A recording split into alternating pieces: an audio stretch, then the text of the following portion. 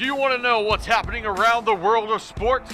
Look no further than The Bench with your host, Blaine Owl.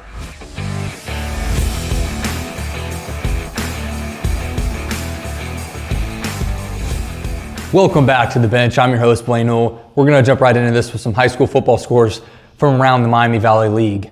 These scores are brought to you by Little Caesars $5 Hot and Ready Pizza, Piqua 9, Troy 35, Xenia 42, Fairborn 0 on Thursday Night Lights, Sydney 14, Greenville 19, Stebbins 14, West Carrollton 21, Butler 49, Tip City 49, Butler 3. We will have two MVL teams in the high school playoffs this week. We have Troy and Xenia will both play in week 11. Also, shout out to the girls cheerleading team for placing third overall at the MVL competition.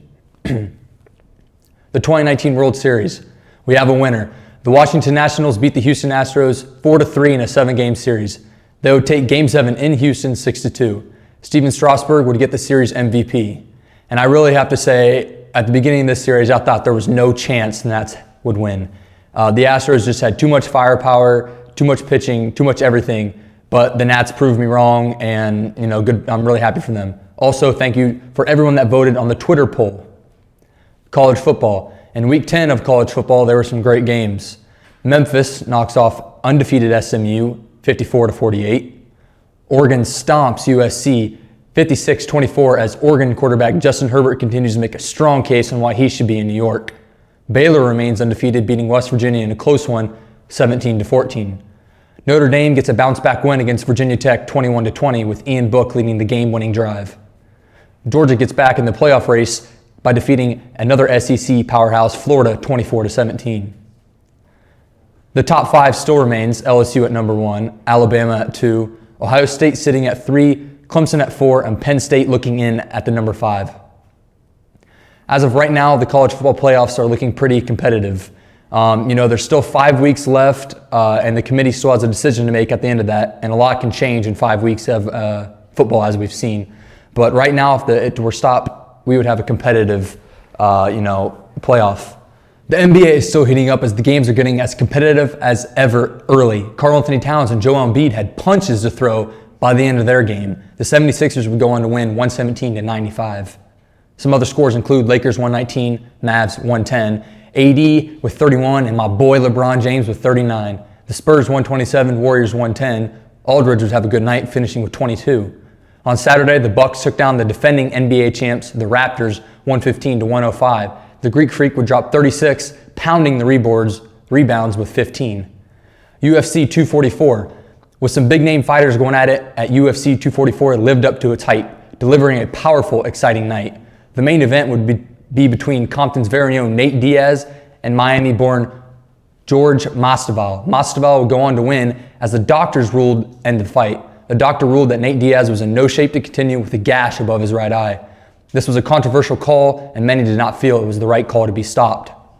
Some other fights on the night are brought to you by Dick Lumpkin's Auto Body Shop. Got a bump, call a lump. The co-main event was Kevin Kauslum would face off against Darian Till. Till would go on to knock out Kauslum in round 3. NFL Sunday. Week 9 of the NFL would bring some really good tight games. At this point, your team is either really good or they're really bad. There's not a lot in between. With that being said, here are some of your Week 9 NFL scores. The Browns would head to the Mile High City taking on the Broncos. The Browns would drop to 2-7 with a loss 24-19. The Chiefs would host the Vikings in an exciting power action game, winning last second with a field goal, 26-23. Tyreek Hill would have a good day with 6 receptions for 140 yards. Texans 26, Jags 3 in New England. Panthers 30, Titans 20. Bills 24, Redskins 9. Dwayne Haskins would get his first start. Raiders 31, Lions 24. Sunday Night Football would have 2 very different but talented quarterbacks going at it. We had the old school pocket passer, Tom Brady, and the new guy with speed like lightning, Lamar Jackson, scrambling around on the field.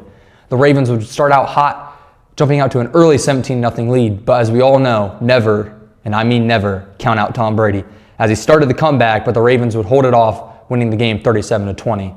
That means there's only one undefeated team remaining, the San Francisco 49ers. The college football playoff and the Heisman race. At this point, there's really only 4 teams that are definitely in the college football playoffs, in my opinion. Alabama, LSU, Clemson, and Ohio State. They're all undefeated. They've played the toughest schedules. They're clearly the dominant teams. In order, though, I'm going to have to go with LSU, Ohio State, Alabama, then Clemson. Clemson, I don't think Trevor Lawrence is as good as he was last year. There's some numbers to back that up. Tua Tagovailoa, he's been hurt. We don't know what's going on with the ankle. They play LSU next week.